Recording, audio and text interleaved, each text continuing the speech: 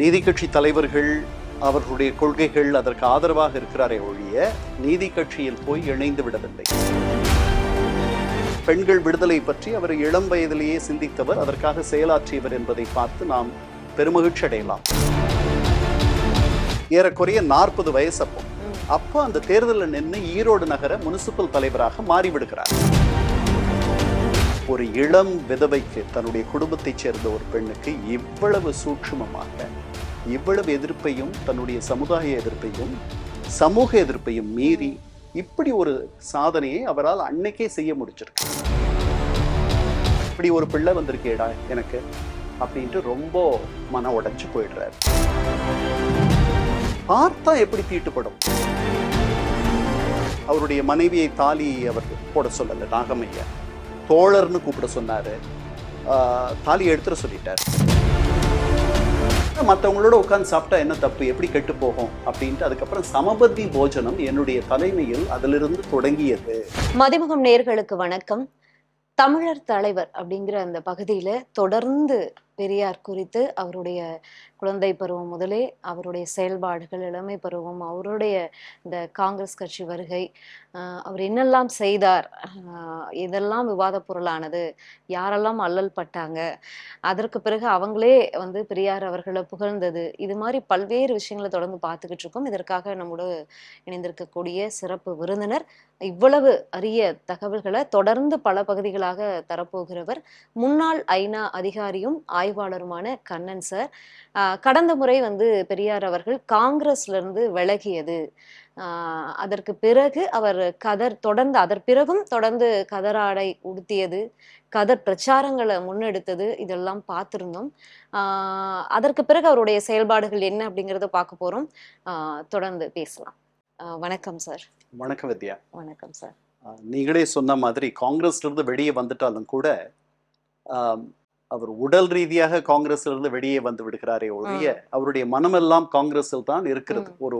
ஒரு வருஷம் 1.5 வருஷம் அவர் நீதி கட்சி தலைவர்கள் அவர்களுடைய கொள்கைகள் அதற்கு ஆதரவாக இருக்கிறாரே ஒழிய நீதி கட்சியில் போய் இணைந்து விடவில்லை. அதெல்லாம் பின்னாடி நடக்க போகுது. 1939, 40 நடக்க போகுது. அதுக்கு தலைவராகவே அவர் ஆக போகிறார்.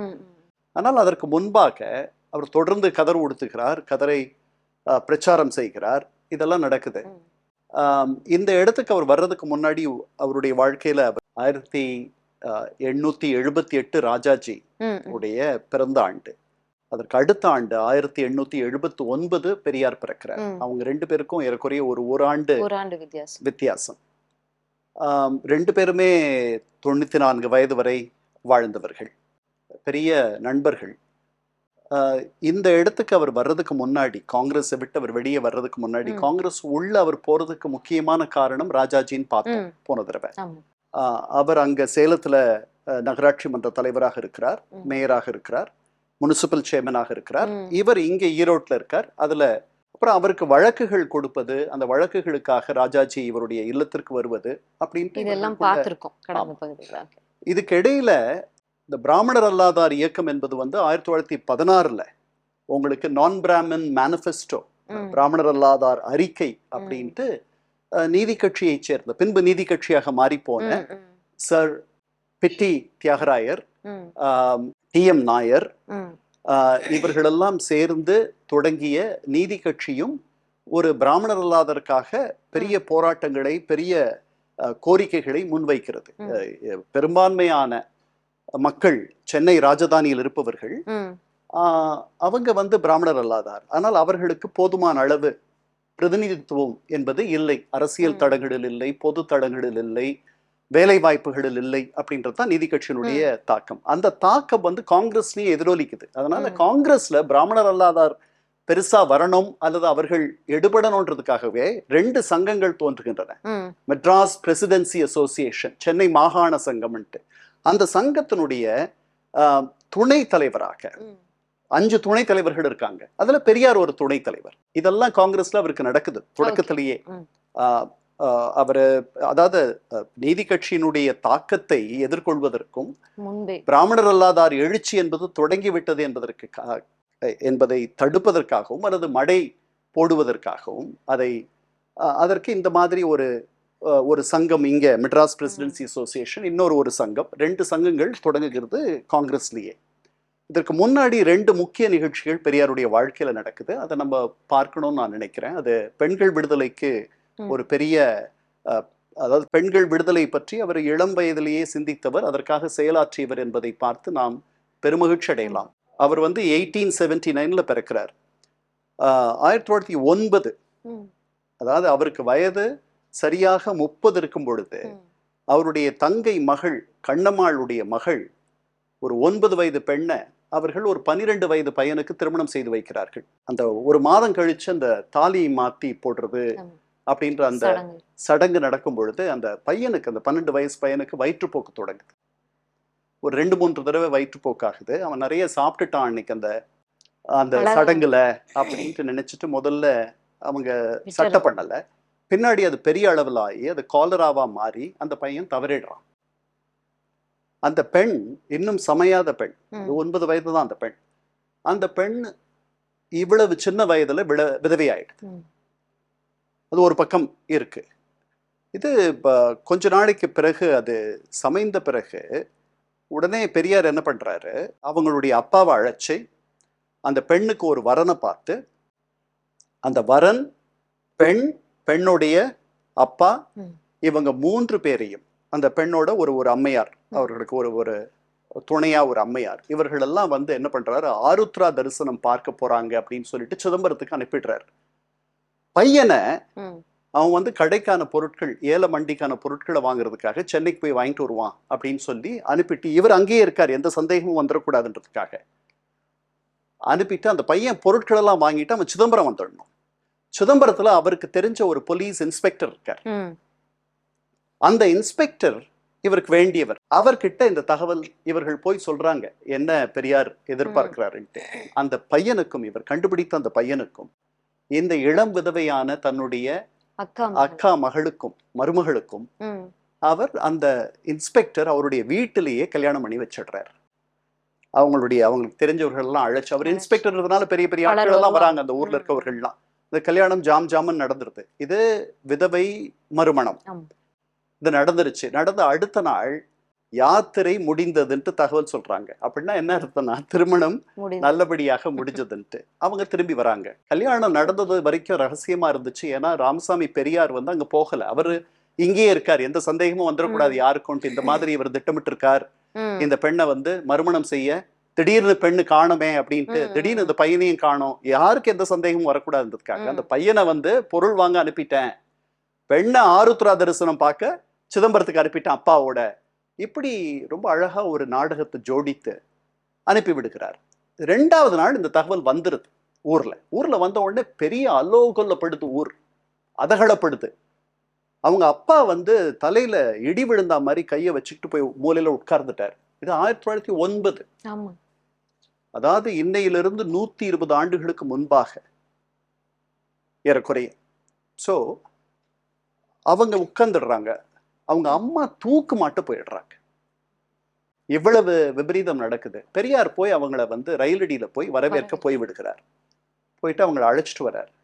அந்த ஊர்ல இவர்களை ஜாதி பிரஷ்டம் செய்து விடுகிறார்கள். இவர்களுடைய வீடு, யாரு, பெரியாருடைய வீடு, அந்த பையனுடைய வீடு, அந்த பெண்ணுடைய வீடு, அதாவது இவங்க தங்கையுடைய வீடு, இந்த 3 வீடுகளுக்கும் இவர்கள் இனத்தை சேர்ந்த, இவர்கள் சமூகத்தை சேர்ந்தவர்கள் பேச்சுவார்த்தை கிடையாது, அவர்கள் வீட்டுக்கு வருவது கிடையாது, இவர்களை அழைப்பது கிடையாது நல்லது கெட்டதுக்கு. இப்படி பல ஆண்டுகள் நடக்குது. 6 ஆண்டுகள்னு பெரியார் குறிக்கிறார். எனக்கு என்னமோ அதை விட அதிகமா நடந்திருக்கும்னு தோணுது. ஏன்னா இது 1909 இந்த திருமணம் நடக்கிறதா நான் படிக்கிறேன். இந்த மறுமணம், இந்த ஜாதி பிரஷ்டம் எப்ப வந்து நீக்கப்படுது, எப்ப நிக்குது அப்படின்னா 1919 இவர் ஈரோடு முனிசிபல் சேர்மன் ஆன பிறகுதான் அது சரியாகுது. சோ 10 ஆண்டுகள், ஆனா 6 ஆண்டுகள்னு குறிக்கிறார் பெரியார். சோ இருக்கட்டும், பல ஆண்டுகள் இவர்கள் பேச்சுவார்த்தை கிடையாது, இவர்களுடைய சமூகத்திலிருந்து இவர்கள் விலக்கப்பட்டு இருக்கிறார்கள். இதுக்கு இடையில பெரியார் 1919 அவருக்கு ஏறக்குறைய 40 வயசு. அப்போ அந்த தேர்தலில் நின்று ஈரோடு நகர முனிசிபல் தலைவராக மாறிவிடுகிறார். மாறின உடனே ஈரோட்டில் இருக்க மற்ற சமூகத்தை சேர்ந்தவர்கள் எல்லாம் அவருக்கு வந்து பரிசுகள், அவருக்கு மரியாதை, இதெல்லாம் செய்வதற்காக அவர் வீட்டுல வந்து பார்க்கிறாங்க. அந்த ஊர்ல பல சமூகத்தினர் வாழ்கிறார்கள். அவர்களெல்லாம் வந்து பண்றாங்க. இவருடைய சமூகத்தை சேர்ந்தவர்களுக்கு இப்போ வந்து கொஞ்சம் சுருக்குன்னு தைக்குது. என்னடா நம்ம சமூகத்துல இருக்க ஒருத்தர் ஒரு இவ்வளவு பெரிய ஒரு பதவிக்கு வந்திருக்காரு. முனிசிபல் சேர்மன்றது ஒரு பெரிய பதவி அந்த ஊர்ல. சரி, அவர் இவ்வளவு பெரிய இடத்துக்கு வந்திருக்கார். நாம இந்த குடும்பத்தோட எந்த ஒட்டும் உறவும் இல்லாத இருக்கோம், இதை மாற்றணும்னு சொல்லிட்டு தகவல் அனுப்புறாங்க, நாங்க வரோம் அப்படின்ட்டு. உடனே பெரியார் அதை ரொம்ப நகைச்சுவையா எழுதியிருக்காரு. அவர் சொல்றாரு, சரி வரட்டும் அப்படின்னு நாங்க காத்திருந்தோம், ஒரு அண்டா முழுக்க காஃபி போட்டு வச்சுக்கிட்டு காத்துட்டு இருந்தோம் அப்படின்னு சொல்றாரு. அப்போ காத்துட்டு இருக்காங்க. இவர்கள் வந்து மேளம் தாளத்தோட வராங்க. ஒரு 8 ரூபாய்க்கு வேட்டியும் வாங்கிட்டு வராங்க பெரியாருக்கு. இதெல்லாம் அவர் குறிக்கிறார்.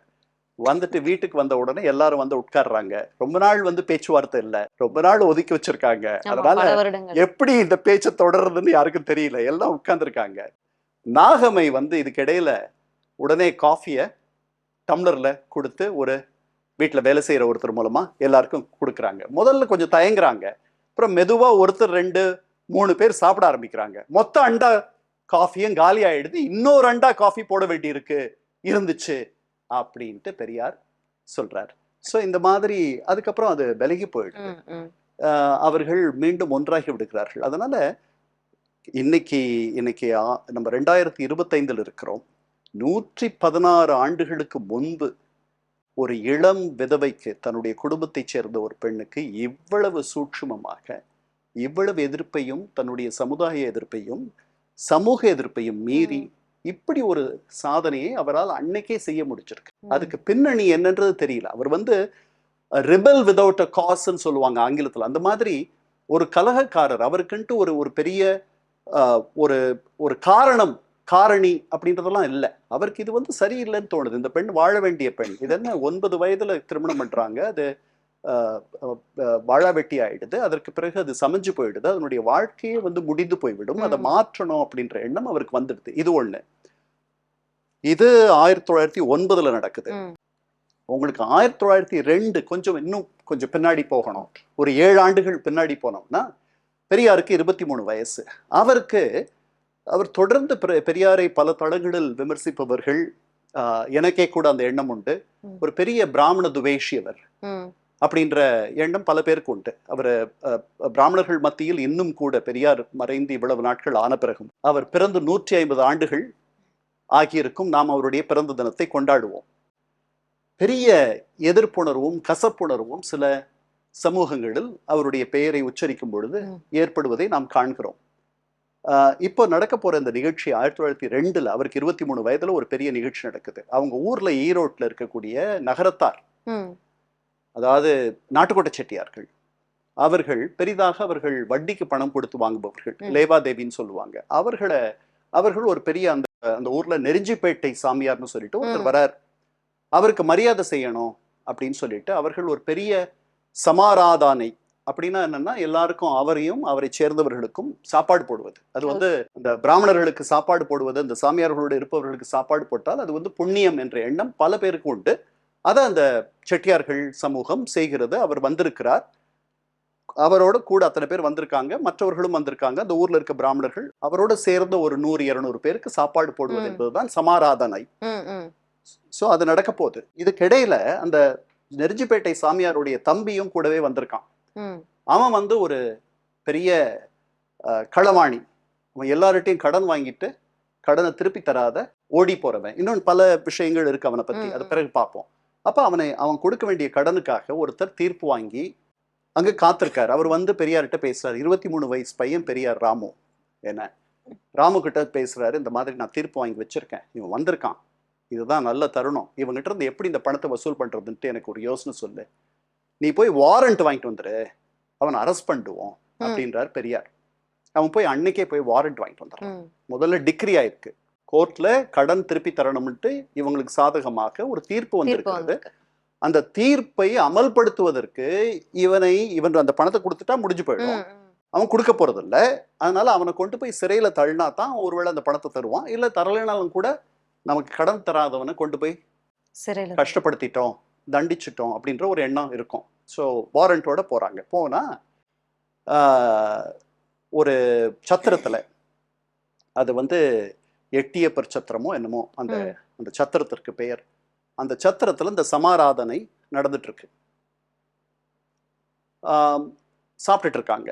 இவன் வெளியே இவர் கூப்பிட்டு ஒரு அந்த வாரண்ட் எடுத்துட்டு வந்த வாரண்ட் சேவகனோட போய் நிக்கிறாங்க. இந்த கடன் கொடுத்தவர் பெரியார், இந்த பெயிலிஃப் மாதிரி அமீனா மாதிரியான ஆள் வாரண்ட்டை சர்வ் பண்ணணும்.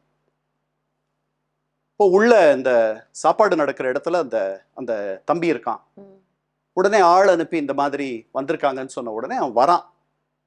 அவன் வந்த உடனே இந்த வாரண்ட்டை வச்சுட்டு இருக்க அந்த கோர்ட் ஆளை பார்த்த உடனே அவன் உடனே என்ன பண்றான், திருப்பி உள்ள போயிட்டு உள்ள கதவு மூடிடுறான். இப்போ அவனை பிடிக்கணும். ஸோ உடனே பெரியார் என்ன பண்றாரு, மேலே ஏறி குதிச்சு அந்த கூரையெல்லாம் திறந்துக்கிட்டு நடு கூடத்துல குதிக்கிறார். குதிச்சு அவனை அதுக்கப்புறம் உள்ள போய் அந்த கதவை திறந்து விட்டு அவனை கையை பிடிச்சிட்டு வெளியே கொண்டு வர்றாரு. கொண்டு வந்து அப்புறம் அவர் கூட இருக்கவர்கள்லாம் சேர்ந்து அவனை பிடிச்சு கொடுத்துடுறாங்க. இப்போ இந்த வாரண்ட் எடுத்துட்டு போன அந்த சேவகன் வந்து ஒரு முஸ்லிம். ஸோ அந்த சாப்பாடு நடந்துட்டு இருந்த இடத்துல இத்தனை அதகலம் நடந்துருச்சு. பெரியார் மேல இருந்து குதிச்சார், அவரோட இன்னும் ஒரு 4-5 பேர் வந்தாங்க, இந்த முஸ்லிம் உள்ள வந்தாச்சு. இதெல்லாம் வந்து அவங்களுக்கு தீட்டுப்பட்டுடுச்சு. அந்த சாப்பாடு கெட்டு போச்சுன்னு சொல்லிட்டு எல்லாரும் பாதியிலேயே எழுந்துட்டாங்க. அந்த 200 பேர் சாப்பிட்டுட்டு இருந்தவர்களும் சாப்பிட்றத பாதியில விட்டுட்டு எழுந்துட்டு அந்த சாப்பாடு முழுக்க கறி, கூட்டு, குழம்பு எல்லாத்தையும் கொட்டியாச்சு, முடிஞ்சு போச்சு.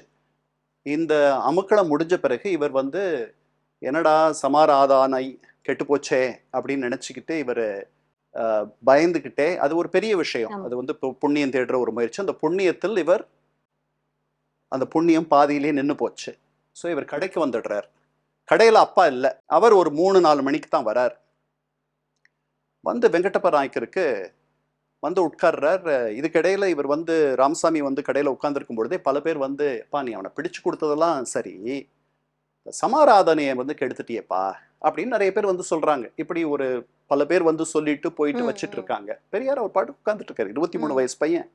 3-4 மணிக்கு அவங்க அப்பா வராரு கடைக்கு வந்த உடனே ஒரு வக்கீல் குமாஸ்தா, அதுக்கப்புறம் சில அந்த சாமியாரோட கூட வந்த சில பிராமணர்கள், அப்புறம் இந்த லேவாதேவி செட்டியார்கள், இவர்கள் எல்லாம் வந்து அவங்க அப்பாவை பார்க்குறாங்க. பார்த்துட்டு உடனே அவங்க அப்பா இவங்களெல்லாம் கூட்டமாக வர்றதை பார்த்துட்டு ஏதோ இன்னும் மேலும் பணம் ஏதோ கேட்க வந்திருக்காங்க. அவர் ஏற்கனவே ஒரு 50 ரூபா கொடுத்துருக்காரு நன்கொடையா. அதுக்கு அவர் அந்த ஊரினுடைய பெருந்தனக்காரர், அதனால அவர் இந்த மாதிரி முயற்சிகளுக்கெல்லாம் பணம் தருவார். ஸோ இன்னும் ஒரு வேளை ஏதோ கேட்க வந்திருக்காங்க போல இருக்கு, பத்தலைன்ட்டு நாம கொடுப்போம் அப்படின்னு சொல்லிட்டு, என்னப்பா எப்படி முடிஞ்சது, சமாராதனைலாம் நல்லபடியா முடிஞ்சதா அப்படின்லாம் கேட்குறாரு. அதை ஏன் கேட்குறீங்க நாயக்கர் வாழ், ஒன்றும் சரியா வரல, எல்லாம் நம்ம ராமுவால. என்னாச்சு, என்ன நடந்துச்சு? இல்லை ராமு வந்துட்டு இந்த மாதிரி அங்க குதிச்சு அந்த அந்த அந்த இவனை கடங்காரனை அவங்க தம்பியை பிடிச்சு கொடுத்துட்டு அந்த சமாராதனை முழுக்க கெட்டு போச்சு அப்படின்னு. என்னடா ராமு, அவருக்கு ஒன்றும் புரியல. என்னடா என்ன பண்ண? தான்ப்பா நான் அங்கே போயிருந்தேன், அவன் கடன் கொடுக்கணும், வாரண்ட்டு வாங்கிட்டு வர சொன்னேன், வாங்கிட்டு வந்து நான் போனேன், போய் பிடிச்சு கொடுத்தேன்.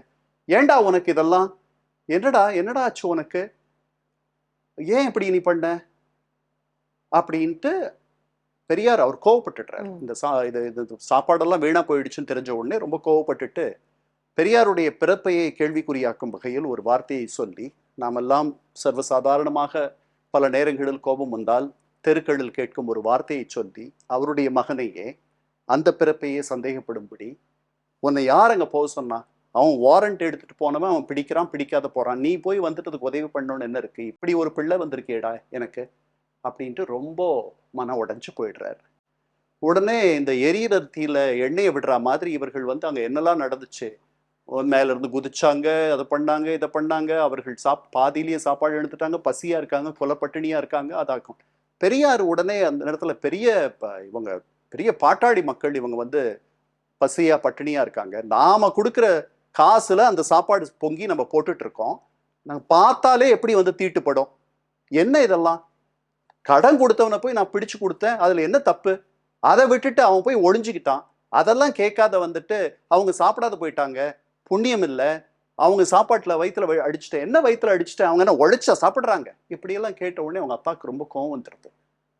உடனே இறங்கி, இப்படி ஒரு ரங்கேசா, இப்படி ஒரு பிள்ளையை எனக்கு கொடுத்துருக்கிய அப்படின்னு சொல்லிட்டு அவர் வந்து வெத்தலைப்பாக்கு போட்டுட்டு இருக்கார். அந்த வெத்தலைப்பாக்கை வந்து அவருடைய மகன் மேல, 23 வயது மகன் அத்தனை பேரும் பார்த்துட்டு இருக்காங்க. இந்த வந்திருக்க 20 பேர், அப்புறம் தெருவில் இருக்க ஒரு 100 பேர், எல்லாரும், அது சந்தை இல்லையா, சந்தையில எல்லாரும் இந்த வேடிக்கையை பார்த்துட்டு இருக்காங்க. பெரிய கூட்டமா இருக்கு, இந்த வாக்குவாதம் நடக்குது. வந்து அவருடைய செருப்பை எடுத்து 7-8 முறை முகம், முதுகு, கன்னம் எல்லா இடத்துலையும் அடிச்சிடுறாரு. அடிச்சுட்டு ஓஞ்சு போய் தலையில இப்படி கையை வச்சுட்டு போய் உட்கார்ந்துடுறாரு. இப்படி ஆயிடுச்சே என் வாழ்வு, என்னுடைய மானமெல்லாம் போயிடுச்சே, என்னுடைய அந்தஸ்துக்கு என்ன ஆயிடுச்சு பாருங்க இந்த பையனால அப்படின்ட்டு இவர்கள் எல்லாம் பதறி போயிடுறாங்க. அடிச்சுட்டு அப்புறம் அப்பவும் பெரியார் வந்து விடல.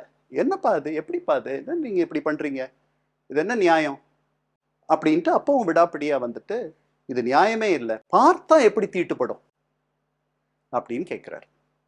அவங்க அப்பா மனம் வெதும்பி போயிடுறார். இன்னொரு 50 ரூபாய் எடுத்து நன்கொடையா தர்றதுக்கு முயற்சி செய்யறார். அதாவது 1902 50 ரூபானா இன்னைக்கு நீங்க வந்துட்டு ஒரு 5 லட்சம் ரூபான்னு வச்சுக்கலாம். சொல்லுவா, சாதாரண பணம் இல்லை, சர்வசாதாரணமா எடுத்து தராரு. 1902 50 ரூபா எத்தனை சவரன் வாங்கியிருக்க முடியும்னு எனக்கு தெரியாது. நான் கண்டிப்பா 50 ரூபால 10 சவரன் வாங்கியிருக்கலாம்னு நினைக்கிறேன். நான் 5 ரூபாய் இருந்திருக்கலாம் 1902 ஒரு சவரன். ஸோ கொடுக்குறாரு. அவர்கள் வாங்க மறுக்கிறார்கள். நீங்க கவலைப்படாதீங்க தம்பி, சின்ன வயசு, சரியா போயிடும் அப்படின்லாம் சொல்லி அவருக்கு சமாதானப்படுத்துறாங்க. அவர் மனசு உடைஞ்சு போயிடுது. அவர் ஒரு சொந்த மகனை அடிச்சிட்டாரு. அந்த மகனுக்கு ஒரு குழந்தை பிறந்து 23 வயதில் நமக்கு திருமணமானதை பார்த்தோம். ஏற்கனவே நாகமையை திருமணம் பண்ணிட்டார், மைனராக இருந்தார். அவருக்கு ஒரு குழந்தை பிறந்து ஒரு 5 மாதம் இருந்து அந்த குழந்தை தவறிடுது. அந்த பையனை இத்தனை பேர் முன்னாடி அவர் அடித்து விட்டார் செருப்பால். அதனால அவருக்கு வந்து மனசு, ஒரு அப்பா தானே அவர் உடைஞ்சு போய் அவர் போயிடுறாரு. இதுக்கிடையில் அவர் போறதுக்கு முன்னாடி எதிர வந்து அவங்களுடைய போலீஸ் ஸ்டேஷன் ஒன்று இருக்கு. போலீஸ் ஸ்டேஷன்ல வந்து பெரிய இன்ஸ்பெக்டர்லாம் தலைவர் கிடையாது, அப்பெல்லாம் ஒரு ஹெட் கான்ஸ்டபிள் தான் தலைவர் மாதிரி. அவர் அதை பார்த்துட்டு, இதெல்லாம் பார்த்துட்டு இருக்க அந்த ஏடு வரார். வந்து அவர்கிட்ட சொல்றாரு, என்ன இப்படி கோவப்பட்டுக்கிட்டீங்க, தம்பி பண்ணது ஒன்றும் தப்பு இல்லை, அவங்க வந்து என்கிட்ட கம்ப்ளைண்ட் கொடுக்க வந்தாங்க, பிராது கொடுக்க வந்தாங்க, நான் எடுத்துக்கல, போய் கச்சேரியில் கொடுங்க அப்படின்னு சொல்லிட்டேன். என்ன, அவன் வந்து பெரிய திருட்டு பய, அவன் வந்து ஒரு பிராமணர் அல்லாத ஒரு பெண்ணை வச்சிருக்கான். யாரு, சாமியாரோட தம்பி.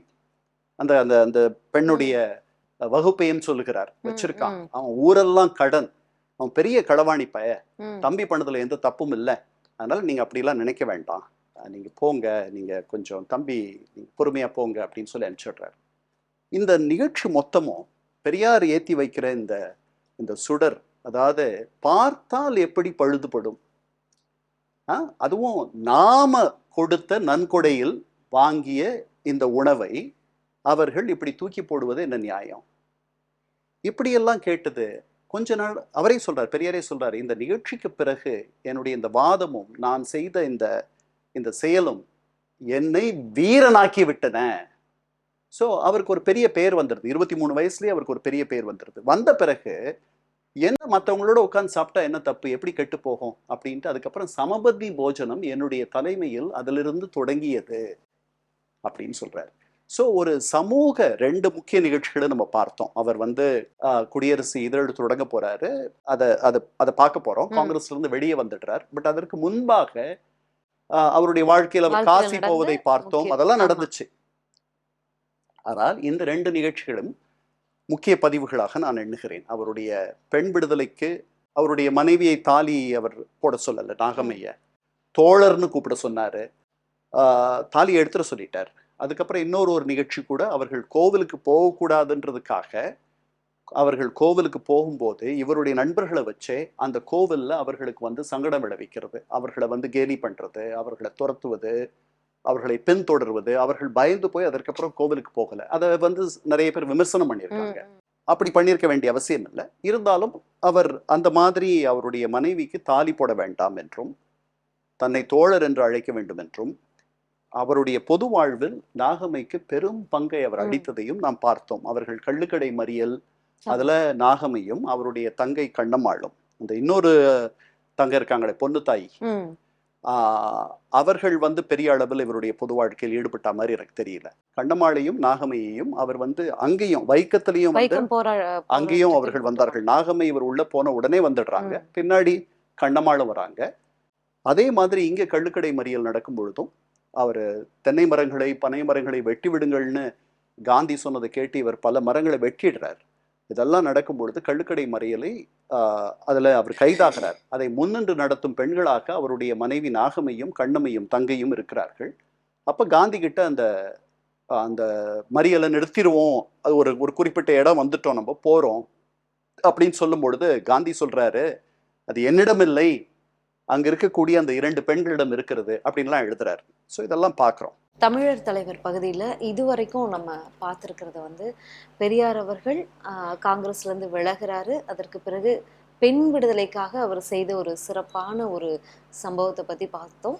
அதற்கு பிறகு குடியரசு இதழ் தொடர்பாகவே அவர் என்னென்ன சுவாரஸ்யமான சம்பவங்களை எல்லாம் பண்ணாரு அப்படிங்கிறதையும் பார்த்துருக்கோம். மீண்டும் அடுத்த பகுதியில் சந்திக்கலாம். நன்றி, வணக்கம்.